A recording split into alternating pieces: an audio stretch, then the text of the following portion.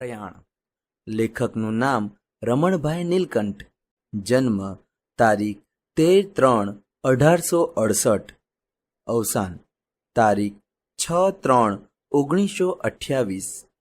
રમણભાઈ મહિપતરામ નીલકંઠનું વતન અમદાવાદ હતું. તેઓ પંડિત યુગના અગ્રણી સાહિત્યકાર હતા. સાહિત્ય ઉપરાંત તેમની સમાજ સેવા નોંધપાત્ર છે. તેમણે ભદ્રમ ભદ્ર જેવી હાસ્યરસની વિખ્યાત નવલકથા તથા રાયનો પર્વત જેવું વિશિષ્ટ નાટ્ય લખ્યું છે. કવિતા અને સાહિત્ય ભાગ 1-4 વિવેચનો વ્યાખ્યાયનો સંગ્રહાયા છે. ધર્મ અને સમાજ નામના 2 ભાગમાં તત્વ ચર્ચાને લગતા વ્યાખ્યાનો ગ્રંથસ્થ છે. આ ખંડ ગુજરાતીની પ્રસિદ્ધ હાસ્ય નવલકથા ભદ્રમ ભદ્રમાંથી લેવામાં આવ્યો છે. ભદ્રમ ભદ્ર અને તેમના શિષ્ય અંબારામને મુંબઈ જવાનું હોય છે. તે ઘટનામાંથી ભદ્રમ ભદ્રની વિચિત્રતાઓ, જૂનવાણી ખ્યાલો અને કૃત્રિમ સંસ્કૃત પ્રધાન ભાષાના પ્રયોગથી હાસ્ય નિપજે છે. લેખકે ધર્મના નામે ચાલતા દંભ ઉપર કટાક્ષ કરવા સાથે મનુષ્ય પોતાના પુરાણા ખ્યાલોમાં કેવો બંધાયેલો હોય છે તેની ઘટનાઓ વર્ણવી છે. વિચિત્રતા એ કે આત્યંતિકતામાંથી કેવું હાસ્ય પેદા થાય છે તેના દ્રષ્ટાંતરૂપ આ ખંડ છે. જમીને અમે સ્ટેશન પર ગયા. ઘેરથી નીકળતા ભદ્રમ ભદ્રનો આનંદ અપાર હતો.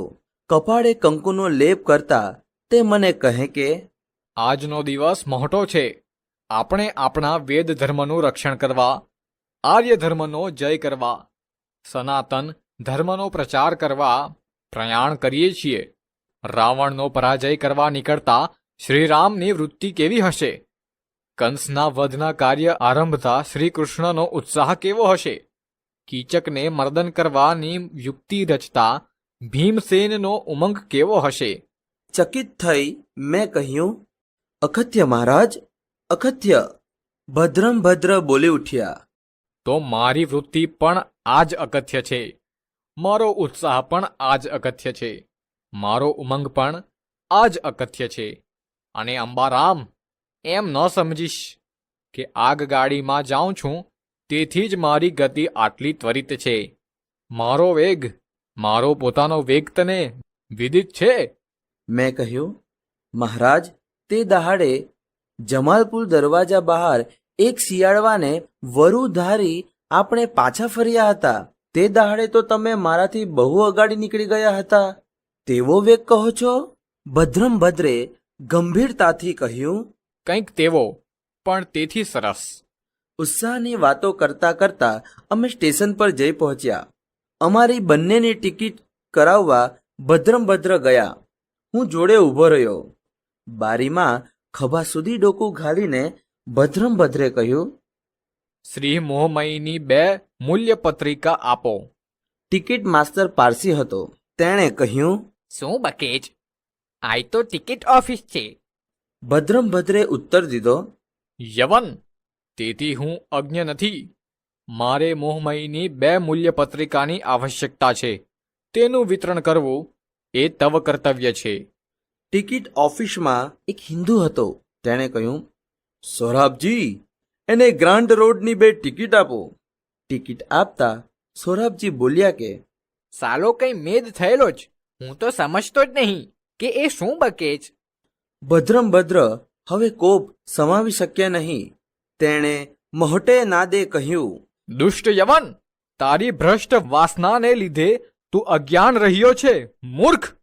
અગાડી બોલવાને બદલે ભદ્રમ ભદ્રે એકાએક ડોકું બહાર ખેંચી લીધું.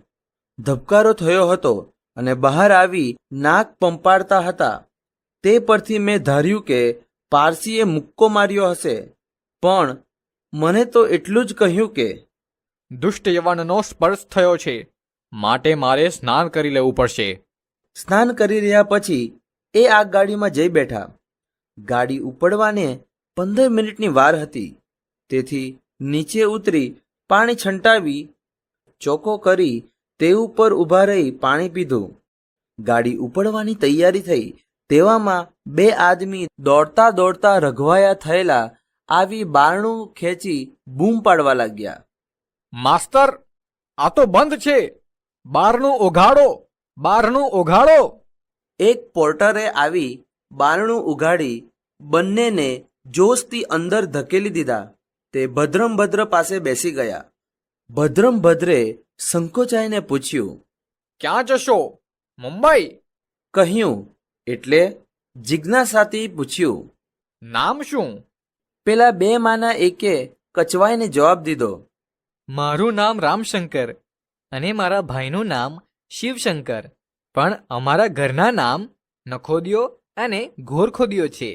છોકરા ન જીવે તેથી મા બાપે એવા નામ પાડેલા. વહેમ, એમ કઈ છોકરા જીવે છે? બીજો ઉતારું બોલી ઉઠ્યો. અમારા ગામના શંભુ પુરાણીનો ભાણેજ વલ્ભો મુંબઈ જઈ અંગ્રેજી ભણી આવ્યો છે. તો તે કહે છે કે એ તો સુધારાવાળાએ અંગ્રેજ લોકોની દેખાદેખી શાસ્ત્ર જોયા વિના વહેમ વહેમ કરી કહાડ્યું છે. શાસ્ત્રમાં તો લખ્યું છે કે આપણા શરીરમાં નાસકમાં કઠોડા મળે છે, તેના જેવા કોઠા છે, તેમાં વચ્ચે કમરક જેવી દાબડી છે, તેમાં પ્રાણવાયુ ભરેલો છે. આવા હલકા નામ બોલીએ ત્યારે કમરક આસપાસ કોઠામાંથી પિત્ત નીકળે એટલે આયુષ્ય વધે. કમરકમાંથી પ્રાણવાયુની ધાર છૂટે તે જીભને વળગી બહાર ઝરે. તેની જોડે પેલું પિત્ત છૂટતું જાય, તેનું જોર નરમ પડે એટલે આયુષ્ય વધે. તેથી એ કાંઈ વહેમ નથી, ખરી વાત છે. ઘણાએ અજમાવી જોયેલું છે